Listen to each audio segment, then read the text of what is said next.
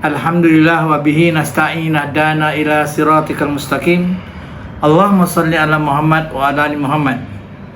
Hari ini kami rasa bersyukur kerana rakan muda akan menjalankan aktiviti gotong royong, merupakan aktiviti yang julung kalinya bagi tahun sesi 2026-2029. Saya juga mengucapkan terima kasih atas inisiatif Ketua Biro dan juga jawatankuasa yang mengimarahkan masjid dalam melaksanakan aktiviti gotong royong pada pagi ini. Mudah-mudahan usaha ini akan diberkati Allah dan tuan-tuan dapat menjalankan kegiatan ini sebagai satu ibadah kepada diri tuan-tuan dan juga kepada umum sekalian. Sekian, sekali lagi saya mengucapkan terima kasih yang banyak kepada Biro Rakan Muda di atas aktiviti yang pertama bagi tahun 2026-2029. Terima kasih. Terima kasih, Ji.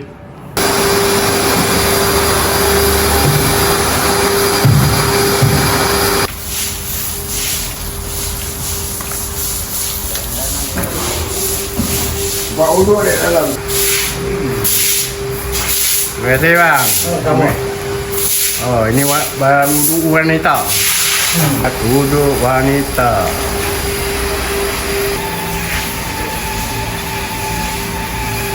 Hari pun ada ni, dari masjid ni,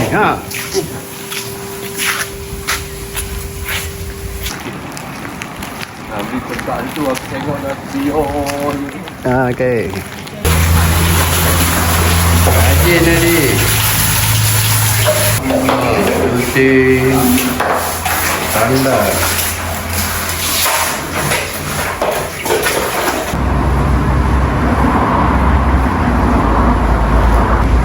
Masjid Janatul Jannah.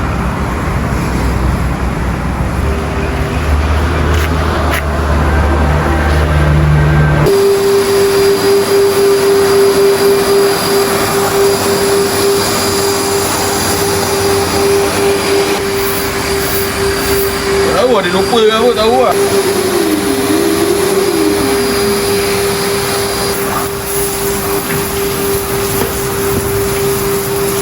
Rakan muda ni. Rajin pun adik ni. Pening betul. Cantik betul dah.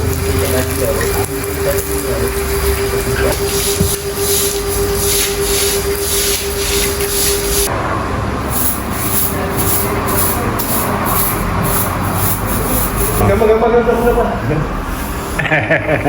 Okey.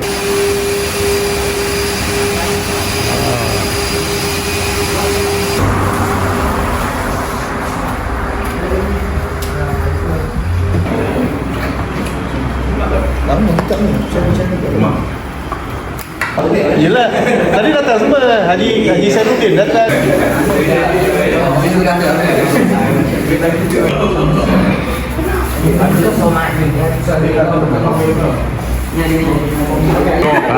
Gambar kenangan rakan muda. Biro Rakan Muda. Biro Rakan Muda. Sianah Senggarang. Okey, terima kasih. Saya Hisham, pengerusi Jawatankuasa Biro Rakan Muda Masjid Darul Jannah Senggarang, dan rakan-rakan kelab Jawatankuasa Taibah Community bersama Bendahari Masjid Tuan Haji Jamal mengucapkan ribuan terima kasih kepada rakan-rakan semua yang sudi hadir bergotong royong pada hari ini. Taibah! Alhamdulillah. Terima kasih. Alhamdulillah. Terima kasih, Ji.